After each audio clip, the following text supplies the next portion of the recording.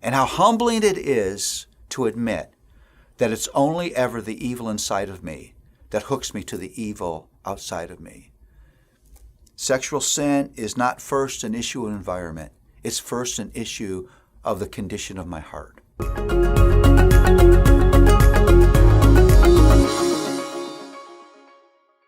Well, if you are reading the Proverbs and you don't leave understanding the seriousness of sexual sin, you just haven't been paying attention. It's one of the cardinal themes of this book. And in fact, the way Proverbs deals with sex is one of the things Proverbs is known for. And there's a level of seriousness that is so important in this generation that we're in. Listen to some of the phraseology in describing sexual sin. Bitter as wormwood, feet going down to death, forbidden intoxication. One passage says, how can you have a fire in your chest and not burn your clothes? I love that phraseology. Will not go unpunished. Wounds and dishonor.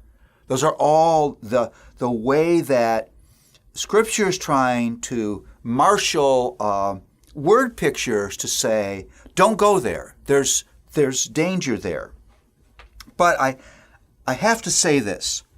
The Bible is not sex or pleasure negative.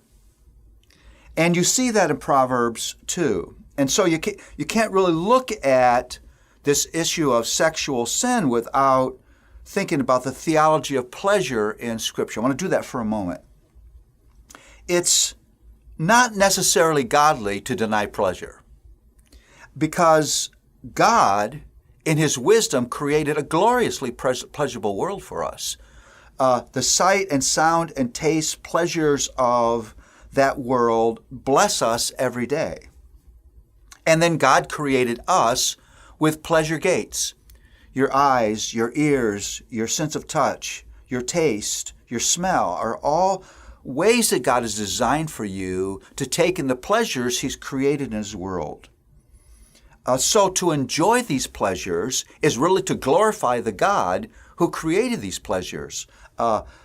Pleasure enjoyment is God glorifying. But here's the thing that Scripture says that our culture never says, is that every pleasure requires boundaries. Pleasure without boundaries always leads to danger. I mean, and think about this. Think of the pleasure of the flora and fauna that we get to eat, food. If you go there without boundaries, you will end up obese and in ill health. So the Proverbs presents to us the beauty of sexual pleasure, while it also holds before us the danger of sexual sin. In Proverbs 5, we have this moment where it says, drink water from your own cistern, flowing water from your own well. Should your springs be scattered abroad, streams of water in the streets, let them be for you alone and not for strangers with you.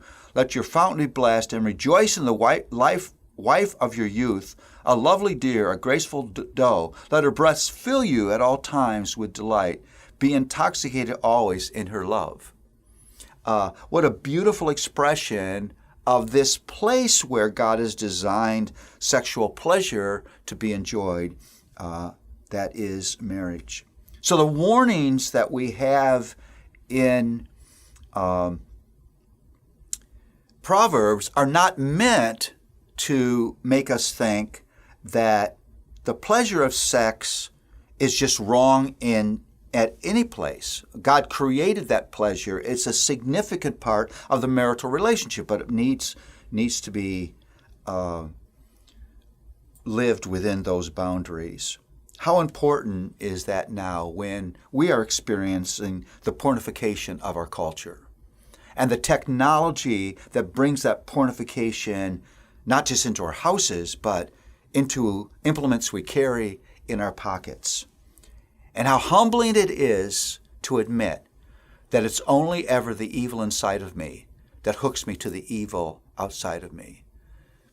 Sexual sin is not first an issue of environment. It's first an issue of the condition of my heart. I want pleasure outside of what God has designed for me, and for that, I need rescuing and empowering grace.